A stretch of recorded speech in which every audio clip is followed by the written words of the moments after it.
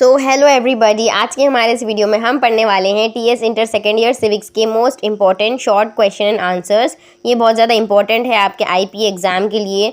सो इसका मैं part 1 already upload कर चुकी हूँ एंड ये पार्ट 2 है। सो आप इस वीडियो को एंड तक देख सकते हैं। इसके अंदर हम 10 क्वेश्चंस को कवर करने वाले हैं विद द आंसर्स। सो ये क्वेश्चंस आपको 5 मार्क्स के लिए आने वाले हैं एंड अगर आप इस टॉपिक्स को अच्छे से समझ लेते हैं तो आपको फिर कोई भी डाउट्स नहीं रहेंगे एंड आप इसको अच्छे से लिख सकेंगे अपने एग्जाम में। So if you are new to the channel you can subscribe to this channel because इस चैनल पे मैं सीईसी, बाईपीसी, एमपीसी के इंपॉर्टेंट क्वेश्चन पेपर्स डालती रहती हूँ एंड लेक्चर्स भी डालती रहती हूँ। एंड अगर आप डिग्री स्टूडेंट हैं तो ये भी आपके लिए बहुत अच्छा है बिकॉज मैं बीकॉम, बीएससी, बीबीए, बीए के सेमेस्टर के इंपॉर्टेंट क्वेश्चंस इस पर अपलोड करती हूँ। सो आप इसको चेकआउट कर सकते हैं एंड आप इस चैनल को सब्सक्राइब कर सकते हैं। So it will be useful for you. So हमारे प्रीवियस वीडियो में हमने कवर किए थे बहुत सारे टॉपिक्स जैसे non cooperation movement, Indian national movement, Indian independence act, fundamental rights and directive principles, vice president के फंक्शंस, प्रेसिडेंट ऑफ इंडिया के इमरजेंसी पावर्स, लोकसभा के स्पीकर के powers and functions, supreme court के जुडिशियल रिव्यू के powers. सो यहाँ तक हमने सभी चीज़ों को समझा था। अब हम समझने वाले हैं रिमेनिंग वाले questions. Explain the powers and functions of chief minister. So हम जानते हैं जो चीफ मिनिस्टर होते हैं वो स्टेट के अंदर बहुत ज़्यादा इंपॉर्टेंट रोल प्ले करते हैं बिकॉज वो एक पॉलिटिकल पार्टी को लीड करते हैं और वो उस स्टेट में जो है रूल करते हैं, गवर्न करते हैं। तो यहाँ पर हम देख सकते हैं उनके क्या क्या पावर्स एंड फंक्शंस होते हैं। फॉर्मेशन ऑफ मिनिस्ट्री, जो चीफ मिनिस्टर है वो रिस्पॉन्सिबल है for the formation of ministry, यानी कि एक मिनिस्ट्री होती है, वो सभी लोग मिलकर जो है डिसीजंस लेते हैं स्टेट के अंदर। वो जो चीफ मिनिस्टर है उनका काम है कि वो रेकमेंड करते हैं some members from his party and from other parties to the governor to appoint them as ministers, यानी कि जो चीफ मिनिस्टर है वो गवर्नर को कहते हैं, इन मेंबर्स के नेम्स देते हैं और इनको मिनिस्टर की तरह अपॉइंट करने के लिए कहते हैं।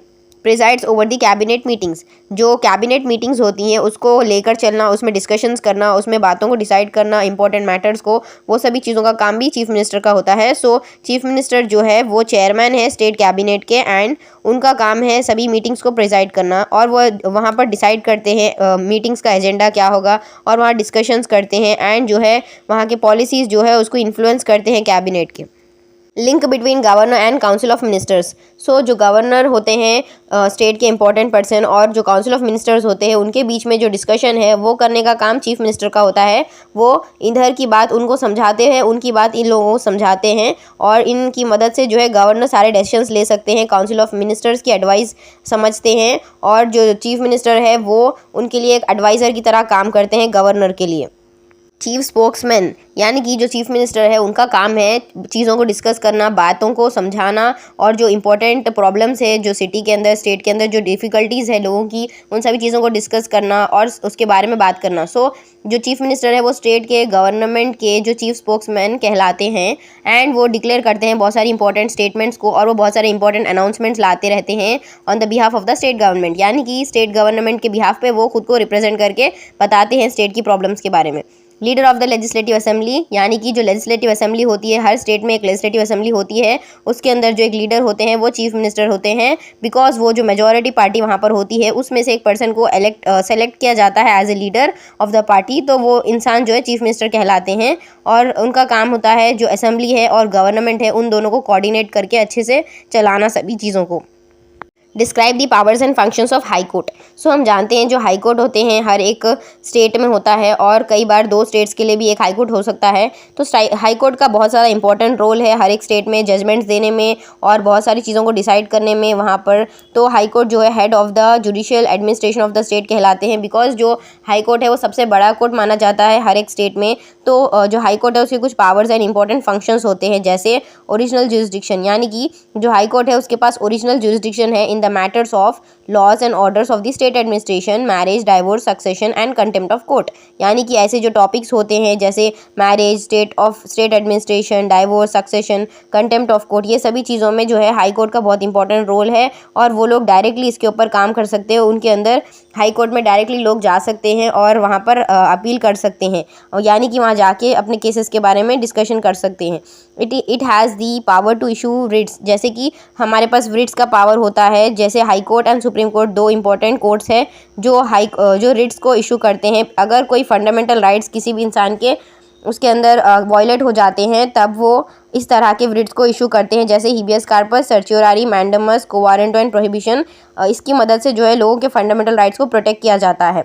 अपीलेट जुरिस्डिक्शन, जो अपीलेट जुरिस्डिक्शन यानी कि अपील्स का केस होता है, यानी कि फॉर एग्जांपल हम छोटे कोर्ट में जाते हैं और वहाँ पर अगर हमें जजमेंट सही नहीं मिली है और अगर हम उस जजमेंट से सेटिस्फाइड नहीं हैं तो हम आने बड़े वाले कोर्ट में जाते हैं, उससे बड़ा वाले कोर्ट में जाके अपील करते हैं कि हमें इस डिसीजन के बारे में और जजमेंट चाहिए। सो हम वहाँ पर जा सकते हैं हाई कोर्ट में फॉर अपील्स, सिविल केसेस में एंड क्रिमिनल केसेस में। जो सिविल केसेस है उसके अंदर हम जो है हाई कोर्ट में जा सकते हैं अगर डिस्ट्रिक्ट कोर्ट या सबऑर्डिनेट कोर्ट का डिस्प्यूट है और उसमें अगर हमें अमाउंट जो है 5000 से बढ़कर है अमाउंट, या फिर अगर उसमें कोई question of fact of law है, यानी कि अगर उस डिसीजन से हम सेटिस्फाइड नहीं हैं तो हम सिविल केसेस में जा सकते हैं। एंड क्रिमिनल केसेस में भी हम जा सकते हैं हाई कोर्ट में अगर जो पनिशमेंट ऑफ केस अगर कोई केस की पनिशमेंट जो है वो 4 ईयर्स की है या 4 ईयर्स से ज़्यादा है, जिसके अंदर अगर कोई कैपिटल पनिशमेंट है, फॉर एग्जांपल उसके अंदर अगर फांसी की सज़ा है, तो लोग उसके अंदर अपील के लिए जा सकते हैं बड़े कोर्ट में। जुडिशियल रिव्यू, सो हाई कोर्ट के पास पावर है कि वो लोग एग्जामिन कर सकते हैं कोई भी लॉ या अगर कोई ऑर्डर पास हुआ है कि अगर वो कॉन्स्टिट्यूशनल है या फिर नहीं है। सो अगर कोई भी लॉ या ऑर्डर ऐसा पास हुआ है जो कॉन्स्टिट्यूशन के हिसाब से नहीं है और अगर वो अनकॉन्स्टिट्यूशनल है तो हाई कोर्ट के जजेस जो है वो डिसाइड कर सकते हैं और डिक्लेयर कर सकते हैं कि ये जो लॉज एंड ऑर्डर्स है वो इनवैलिड है एंड अनकॉन्स्टिट्यूशनल है। कोर्ट ऑफ रिकॉर्ड, यानी कि जो हर एक कोर्ट होता है उनके पास जो है सारे जो जजमेंट्स होते हैं एंड जब अगर डिसीशंस दिए जाते हैं तो वहाँ पर एक इंपॉर्टेंट चीज़ होती है, उन डिसीशंस एंड जजमेंट्स को रिकॉर्ड किया जाता है। बिकॉज हाई कोर्ट में भी ऐसा ही है, जब जजेस जो है वो डिसीशन सुनाते हैं या जजमेंट्स देते हैं तब उन जजमेंट्स को रिकॉर्ड किया जाता है, बिकॉज ये आने वाले फ्यूचर में मदद कर सकता है दूसरे केसेस को सॉल्व करने में अगर वो सिमिलर नेचर के होंगे तो। सो ये एक इम्पॉर्टेंट चीज़ है और इसको judicial precedence by lower courts भी इस तरह से माना जाता है। सो अगर हाई कोर्ट ने कोई जजमेंट दिया है तो जो लोअर कोर्ट्स है वो भी उसी जजमेंट को फॉलो करेंगे, उसी तरह से केस को सॉल्व करने की कोशिश करेंगे।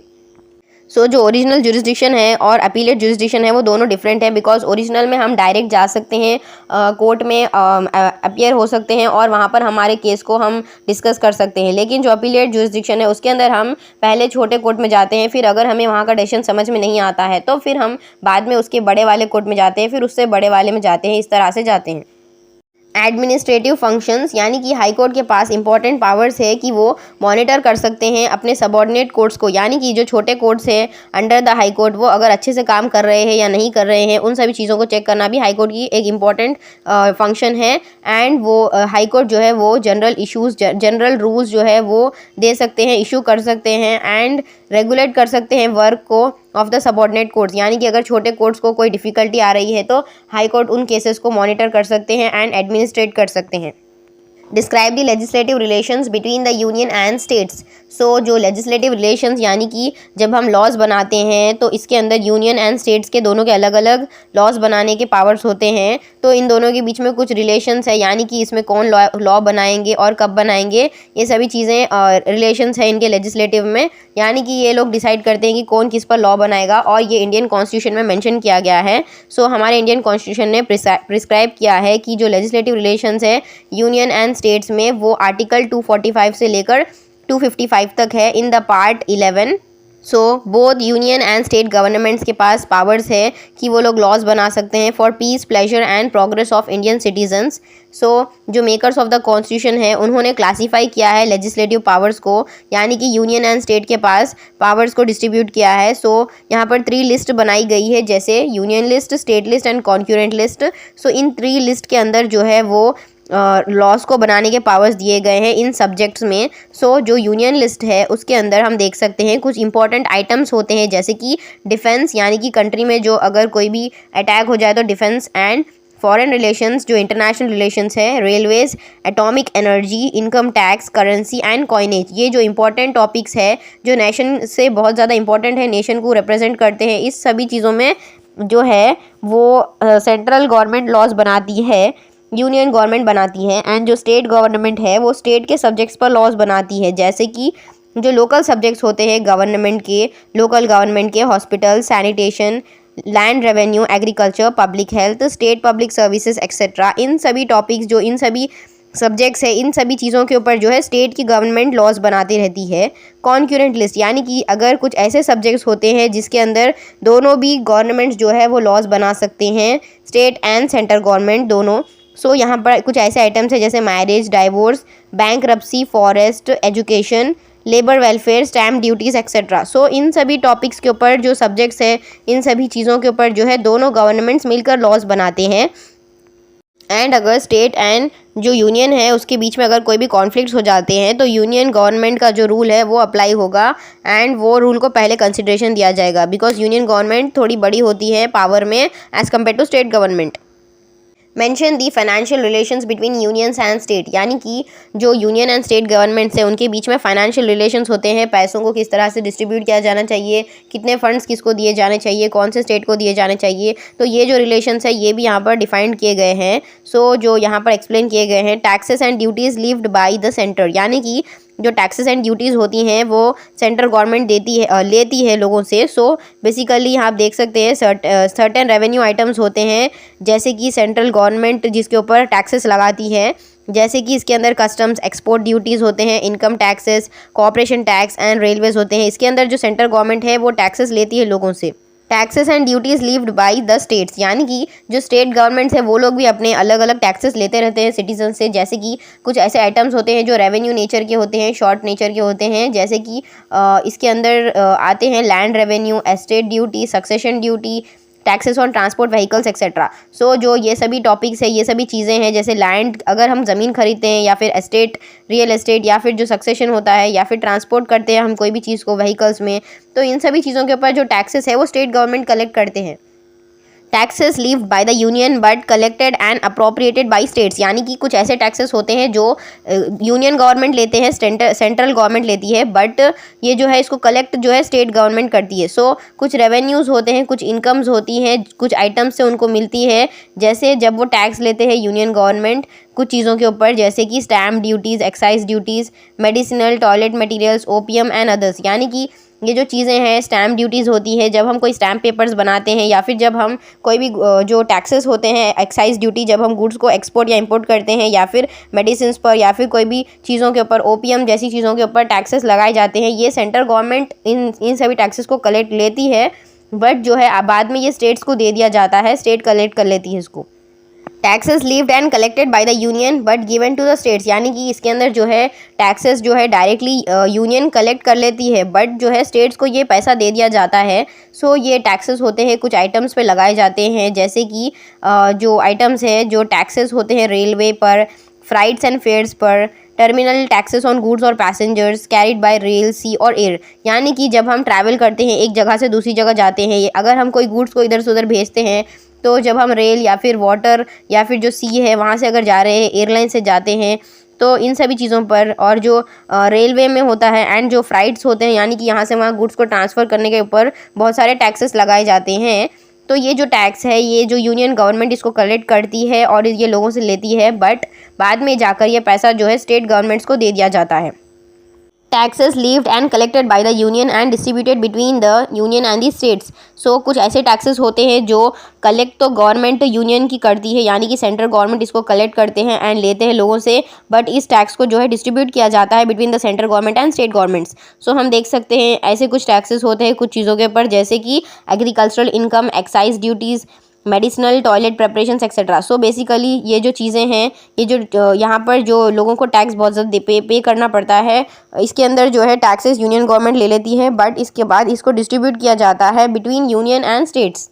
Central grants in aid to the states, यानी कि जो सोर्सेस ऑफ रेवेन्यू होते हैं, जब लोगों से टैक्स लेते हैं बहुत सारे, तो स्टेट के पास उतने पैसे नहीं होते हैं कि वो सभी नीड्स को पूरी कर सकें, जैसे कि रोड्स बनाना होता है, बहुत सारी चीज़ों को बनाना होता है स्टेट में। सो उन चीज़ों को करने के लिए स्टेट के पास उतना पैसा नहीं होता है, तो कॉन्स्टिट्यूशन ने कुछ ऐसे प्रोविजंस बनाए हैं कुछ हमारे कॉन्स्टिट्यूशन में, जैसे कि इसकी जो स्टेट्स हैं उनको पैसा दिया जाता है बाय द गवर्नमेंट। अगर स्टेट्स के पास उतना पैसा नहीं है तो जो यूनियन गवर्नमेंट है वो इन लोगों की मदद करने के लिए इनको पैसे देती है, प्रोवाइड करती है। Describe the main provisions of the 73rd constitution amendment act 1992। सो जो 73rd कॉन्स्टिट्यूशन अमेंडमेंट एक्ट 1992 है, ये बहुत ज़्यादा इंपॉर्टेंट है, बिकॉज ये लोक पंचायत के बारे में बताता है, लोक पंचायत की इंपॉर्टेंस क्या है, उसमें क्या क्या चीज़ों को होना चाहिए, उसके बारे में ये अमेंडमेंट है। जो लोकल पंचायत है, लोकल गवर्नमेंट है, उसकी बहुत ज़्यादा इंपॉर्टेंस थी। और इसको बनाने के बारे में गांधी जी ने कहा था कि हमारे पास जो विलेजेस है वहाँ पर भी हमारे पास एक गवर्नमेंट होनी चाहिए, रूरल गवर्नमेंट होनी चाहिए। यहाँ पर दिया गया है आर्टिकल 243 में इसका डेफिनेशन दिया गया है कि क्या क्या चीज़ें लोक पंचायत के अंदर आएंगी। एंड इसके अंदर बहुत सारी टर्म्स को डिफाइन किया गया है, जैसे ग्राम सभा, ग्राम पंचायत, डिस्ट्रिक्ट इस एक्ट में दिए गए हैं। ग्राम सभा, आर्टिकल 243A में ग्राम सभा के बारे में इंपॉर्टेंट चीज़ें बताई गई है। एट विलेज लेवल, यानी कि एक ऐसी गवर्नमेंट है जो गांव के ऊपर काम करती है। कॉन्स्टिट्यूशन ऑफ पंचायत, पंचायत को किस तरह से बनाया जाना चाहिए उसके बारे में भी दिया गया है इन द आर्टिकल 243B। इस एक्ट में जो है 3 टायर सिस्टम ऑफ पंचायत के बारे में बात की गई है, यानी कि जो गांव में 3 तरह के पंचायत होते हैं। पंचायत का मतलब होता है वो लोग डिस्कशंस करते हैं बहुत सारी चीज़ों को और वहाँ पर जो है इम्प्रूवमेंट लाने की कोशिश करते हैं गांव में। ये एक तरह की गवर्नमेंट की तरह ही है वहाँ पर। यहाँ पर इसके अंदर जो है 3 लेवल्स होते हैं, village level, block level and district level. जो विलेज लेवल है सबसे छोटा है, फिर उसके बाद थोड़ा बड़ा एरिया ब्लॉक लेवल कहलाएगा एंड उससे बड़ा जो डिस्ट्रिक्ट होती है उसको डिस्ट्रिक्ट लेवल कहते हैं। Composition of panchayat, article 243C। जो पंचायत है उसकी कंपोजिशन, यानी कि उसके अंदर कितने लोग होंगे, कौन कौन होंगे, ये सभी चीज़ें जो है आर्टिकल 243C में दी गई हैं। एंड इसके अंदर जो है स्टेट लेजिस्लेचर को कहा गया है कि वो लॉज बना सकती है ताकि पंचायत में जो है वो अच्छे से कंपोजिशन हो, यानी इसके अंदर लोग अच्छे से काम करें ऑन द यूनिफॉर्म बेसिस। जो पंचायत है उसके अंदर डायरेक्ट इलेक्शंस होते हैं फ्रॉम टेरिटोरियल कॉन्स्टिट्यूएंसीज, यानी कि जो वहाँ के गांव के लोग होते हैं, विलेज के, वो लोग मिलकर इलेक्ट करते हैं अपने पंचायत के मेंबर्स को। Reservation of seats, article 243D। जो सीट्स के बारे में भी इसमें बताया गया है किसको कितने सीट्स दिए जाएंगे। इस एक्ट के अंदर जो है रिजर्वेशंस किए गए हैं पंचायत में, यानी कि जो SC एंड ST है, शेड्यूल कास्ट, शेड्यूल ट्राइब, उनको जो है कुछ चीज़ों में कुछ सीट्स जो है उनको दे दी जाती है, रिजर्व्ड कर दी जाती है उनके लिए। एंड 1/3 सीट्स जो है वो वुमेन के लिए रिजर्व्ड है। Duration of panchayat, article 243E। जो इसका पंचायत का ड्यूरेशन है वो 5 साल के लिए है, यानी कि एक बार जब गवर्नमेंट वहाँ पर 5 साल के लिए बन जाती है तो वो 5 साल तक वर्क करती है। फिर उसके बाद न्यू लोगों को इलेक्ट किया जाता है, इलेक्शंस होते हैं और वो 6 मंथ्स के अंदर कंडक्ट किए जा सकते हैं। अगर वहाँ पर वो डिसोल्यूशन हो जाता है तो, यानी कि अगर वो 5 साल से कम गवर्नमेंट होती है, यानी कि अगर वो 1 साल के बाद गवर्नमेंट फिर से ख़त्म हो जाती है, डिसोल्यूट होती है, तो वहाँ पर फिर से इलेक्शंस कंडक्ट किए जा सकते हैं within 6 months. Qualifications and disqualifications, article 243F। इसके अंदर जो है क्वालिफिकेशंस जो है उन लोगों की एलिजिबिलिटी क्या होनी चाहिए, उनके क्या क्वालिफिकेशंस होने चाहिए, डिसक्वालिफिकेशंस होने चाहिए, वो मेंशन किए गए हैं ताकि वो लोग एज ए कैंडिडेट खड़े सकते हैं in the panchayat. Powers and functions, article 243G। इसके अंदर पावर्स एंड फंक्शंस दिए गए हैं कि पंचायत का क्या क्या पावर है एंड फंक्शन है। इसके अंदर 29 आइटम्स है जो लिस्ट किए गए हैं in the 11th schedule of the constitution. इसके अंदर जो है सिर्फ 11 चीज़ें होती 29 आइटम्स होते हैं जो 11th शेड्यूल में दिए गए हैं, जैसे कि कुछ आइटम्स होते हैं agriculture, water, sanitation, social welfare, जो गाँव के जो परेशानियाँ होती है, जो इंपॉर्टेंट सब्जेक्ट्स है उनके ऊपर जो है जो पंचायत है ये लोग जो है इसके ऊपर लॉज बना सकते हैं, रूल्स बना सकते हैं। इसके अंदर जो है बहुत सारी लेजिस्लेटिव फंक्शंस को कर सकते हैं, तो उनके पास ये सिर्फ 29 आइटम्स के ऊपर ही पावर है। Source of income, article 243H। इसके अंदर जो है पंचायत के क्या क्या सोर्स ऑफ इनकम है वो बताए गए हैं, किस तरह से वो इस तरह के सभी चीज़ों को लेकर चलेंगे, फाइनेंशियली उनको किस तरह से सोर्सेज ऑफ इनकम मिलेगी वो बताया गया है। State finance commission, article 243I। जो स्टेट फाइनेंस कमीशन है, यानी कि हर एक स्टेट में एक फाइनेंस कमीशन होता है ताकि वो जो पंचायत की पोजीशन है उसको रिव्यू कर सकता है कि पंचायत किस तरह से वर्क कर रही है। वो चीज़ों के लिए भी एक स्टेट फाइनेंस कमीशन को बनाया जाना चाहिए, ये भी मेंशन किया गया है। What is smart governance? जो स्मार्ट गवर्नेंस का एक फुल फॉर्म है यहाँ दिया गया है, simple, moral, accountable, responsive and transparent government. यानी कि गवर्नमेंट को जो है किस तरह से होना चाहिए और किस तरह से एक स्मार्ट गवर्नेंस है इसके बारे में बताया गया है। बेसिकली ये एक चीज़ है, इस कॉन्सेप्ट है इसके बारे में, एंड ये इसके मेन ऑब्जेक्टिव्स थे, यानी कि अगर हमें स्मार्ट गवर्नेंस चाहिए तो हमें ये सभी चीज़ों को अचीव करना होगा। ये ऑब्जेक्टिव्स हैं यहाँ पर दिए गए हैं। To improve the performance of the administration, यानी कि अगर हमारे पास एक स्मार्ट गवर्नेंस होगी तो उससे हम जो है एडमिनिस्ट्रेशन का परफॉर्मेंस इम्प्रूव कर सकते हैं एंड इससे हम एनहांस कर सकते हैं अकाउंटेबिलिटी एंड ट्रांसपेरेंसी। यानी कि ट्रांसपेरेंसी मतलब जब कोई भी चीज़ अच्छे से हो रही है उसके अंदर हर चीज़, हर फंक्शन जो है गवर्नमेंट अच्छे से कर रही है और सभी लोगों को बराबर इक्वालिटी के साथ, जस्टिस के साथ ट्रीट किया जा रहा है और इसके अंदर कोई भी चीज़ ऐसी नहीं है जो छुपी हुई है। ट्रांसपेरेंट है सभी चीज़ें। तो इसको इन्हांस करने के लिए स्मार्ट गवर्नेंस को लाया जाता है। टू डू अवे विद पेटी पॉलिटिक्स, यानी कि जो पॉलिटिक्स है उसके अंदर जो पॉलिटिक्स को अवॉइड करके अच्छे से गवर्नेंस करने के लिए इसको लाया गया है। Successful implementation administration of public policy, यानी कि जो पब्लिक के पॉलिसीज़ होते हैं उसको अच्छे से इम्प्लीमेंट करना, उसको जो पॉलिसीज़ है वो लोगों की मदद करने के लिए लाई जाती है, तो उसका अच्छे से एडमिनिस्ट्रेशन करना, ये सभी चीज़ें स्मार्ट गवर्नेंस से होती हैं। Focus on planning and decision making, हम इससे प्लानिंग कर सकते हैं, अच्छे डिसीजंस ले सकते हैं। और जो स्मार्ट गवर्नेंस के अंदर हम जो है इंटरनेट का यूज़ करते हैं, मोबाइल का यूज़ करते हैं, वेब बेस्ड सर्विसेज का यूज़ करते हैं। जैसे कि हमारे पास आजकल बहुत सारी गवर्नमेंट वेबसाइट्स आ चुकी हैं। जो है वेबसाइट्स के बनाने की वजह से लोग इसको आसानी से एक्सेस कर सकते हैं और हम घर बैठे बैठे ही बहुत सारी चीज़ें जो है मालूम कर सकते हैं हमारे स्टेट में क्या क्या वेबसाइट्स है गवर्नमेंट की, जिससे हमारे बहुत सारे काम आसान हो जाते हैं। ई गवर्नेंस यानी कि इलेक्ट्रॉनिक गवर्नेंस, यानी कि हमारे पास यही कहना चाह रही हूँ कि वेबसाइट्स बहुत सारे होते हैं, जैसे हम बहुत सारी चीज़ों को वहाँ से देख सकते हैं, जैसे म्यूनसिपल कॉर्पोरेशन के वेबसाइट्स है एंड दूसरे भी बहुत सारे वेबसाइट्स है गवर्नमेंट के। रोल ऑफ कम्युनिटी लीडरशिप, यानी कि इससे जो है कम्युनिटी लीडरशिप बिल्ड होती है, इसका जो है लीडरशिप इससे अच्छी होती है। Briefly describe the powers and functions of UN secretary general.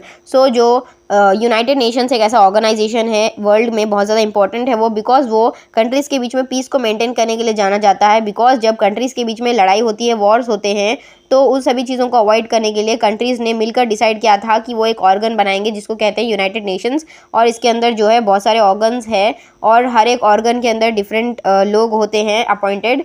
जो यूएन की सेक्रेटरी जनरल है वो एक पर्सन होते हैं, बेसिकली उनको अपॉइंट किया जाता है बाय यूनाइटेड नेशंस। तो वो जो है इंपॉर्टेंट चीज़ों को करते हैं यूनाइटेड नेशंस में।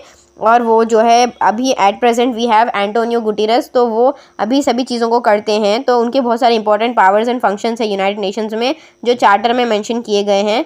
वो जो है अटेंशन लाते हैं जनरल असेंबली के एंड सिक्योरिटी काउंसिल पे सभी मैटर्स में जो थ्रेटन करते हैं इंटरनेशनल पीस एंड सिक्योरिटी को। यानी कि अगर कोई भी ऐसा मैटर है जो इंटरनेशनल पीस एंड सिक्योरिटी में डिफ़िकल्टी ला रहा है, लोगों में कंट्रीज़ में वॉर की कंडीशन ला रहा है, तो एंटोनियो गुटेरेस उसके बारे में general assembly and security council में डिस्कस करते हैं। ही प्रिपेयर्स द एनुअल बजट, यानी कि वो एक एनुअल बजट एंड एक एनुअल रिपोर्ट भी प्रिपेयर करते हैं कि किस तरह से यूनाइटेड नेशंस को फंक्शन किया जा सके। वो जो है समन करते हैं, यानी कि वो special occasions and special sessions को अरेंज करते हैं, यानी कि general assembly and security council को दोनों को मिलाकर एक स्पेशल सेशन करते हैं, उनको मिलाकर जॉइंट करके डिस्कशंस को करते हैं मेजॉरिटी मेंबर्स में से कि क्या उनकी ओपिनियंस है कि किस तरह से कंट्रीज़ में वॉर को अवॉइड किया जा सके। वो एक्ट करते हैं as a registering authority of all treaties and international agreements, यानी कि जो अग्रीमेंट्स हैं इंटरनेशनल ट्रीटीज़ होती हैं, जो बड़े बड़े डॉक्यूमेंट साइन होते हैं, वहाँ पर ये सबसे इंपॉर्टेंट रोल प्ले करते हैं। He supervises the operations of peacekeeping forces, यानी कि जो पीस को बनाए रखने के लिए बहुत सारी चीज़ें होती है, उन सभी चीज़ों के ऑपरेशंस को ये करते हैं और अच्छे से उसको मेंटेन करते हैं यूनाइटेड नेशन ऑर्गेनाइजेशन में हर एक डिफरेंट ओकेशन पे। Explain the powers and functions of Lokpal. एक लोकपाल एक बहुत इंपॉर्टेंट चीज़ है, बहुत इंपॉर्टेंट, इसके बारे में बताया गया है हमारे कॉन्स्टिट्यूशन में। जो टर्म लोकपाल है उसका मतलब है care taker of the people. Lokpal को बनाया गया था, पावर दिया गया था ताकि वो इन्वेस्टिगेट कर सके केसेस को of corruption, maladministration and non use of power against the government officers, political leaders and other public authorities of central level, यानी कि जो भी लोग करप्शन कर रहे हैं गवर्नमेंट के ऑफिसर्स या फिर पॉलिटिकल के लीडर्स या फिर पब्लिक अथॉरिटीज़ जो सेंट्रल लेवल पे है, उन लोग अगर कोई करप्शन करते हैं या मैल एडमिनिस्ट्रेशन करते हैं, सही से काम नहीं करते हैं या फिर मिसयूज़ ऑफ पावर करते हैं, तो लोकपाल के पास पावर है कि वो इन चीज़ों के ऊपर डिसाइड कर सकता है, इन सभी चीज़ों को इन्वेस्टिगेट कर सकता है, इनके ऊपर एक्शन ले सकता है। तो लोकपाल को बनाया गया था ताकि वो इन्वेस्टिगेट कर सके against prime minister, minister of union, any member of either house of parliament या फिर any group A, group B officers या फिर ग्रुप सी या group D officers of the union, official persons, any chairperson or member of any corporation, any society or trust or body that receives foreign contribution more than 10 lakhs। इसका मतलब ये है कि जो लोकपाल है उनके पास पावर है कि वो इन सभी लोगों के ऊपर एक्शन ले सकते हैं अगर इन लोगों में से कोई भी इंसान पाया जाता है कि वो करप्शन कर रहा है या फिर मैल एडमिनिस्ट्रेशन कर रहा है। बिकॉज जो हमारा कॉन्स्टिट्यूशन है उसके अंदर सभी इंसानों के लिए इक्वल राइट्स है एंड करप्शन को बहुत गलत चीज़ है ये इस तरह से। तो इसके ऊपर जो है इसको कंट्रोल करने के लिए लोकपाल को बनाया गया है। Describe the composition and powers of ज़िला परिषद इन Telangana.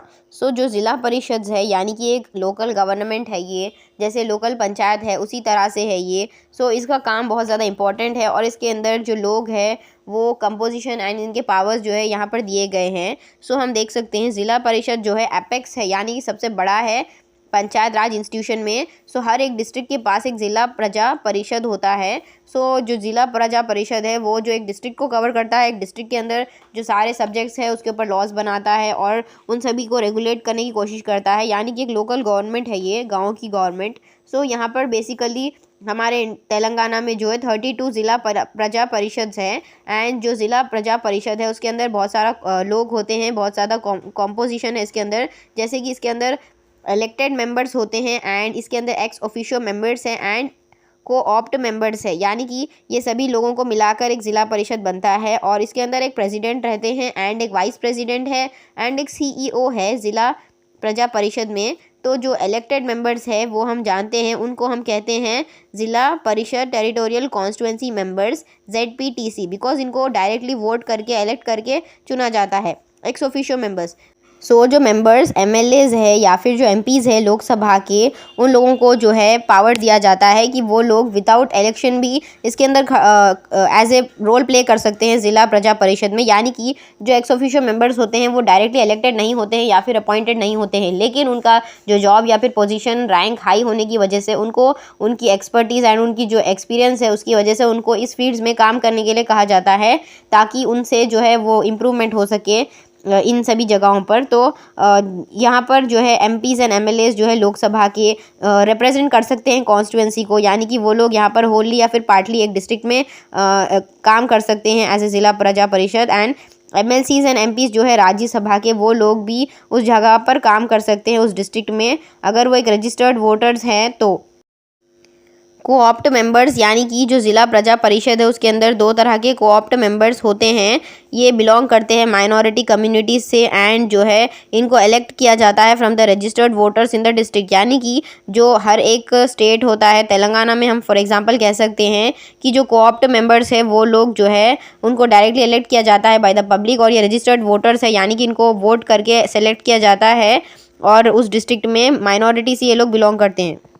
Powers and functions of ज़िला प्रजा परिषद। सो जो ज़िला प्रजा परिषद है उसके इंपॉर्टेंट पावर्स एंड फंक्शंस है, जैसे कि ये एग्जामिन करता है, अप्रूव करता है बजट्स को मंडल प्रजा परिषद के डिस्ट्रिक्ट में। यानी कि जो मंडल प्रजा परिषद है ब्लॉक लेवल पर काम करता है, उसके अंदर जो लोग वो बजट्स बनाते हैं, यानी कि फाइनेंस कितना लगाना चाहिए, वहाँ पर कितना डेवलपमेंट के लिए रूरल में पैसों की ज़रूरत है, वो सभी जो बजट्स होते हैं उसको ज़िला प्रजा परिषद एग्जामिन करती है, अप्रूव करती है, बिकॉज ये एक हायर अथॉरिटी है, उससे बड़ी वाली गवर्नमेंट है ये। तो ये ट्रांसफ़र करती है एलोकेटेड फंड्स टू मंडल प्रजा परिषद एंड मंडल्स, यानी कि जो फंड्स होते हैं वो ये प्रोवाइड करती है टू मंडल्स।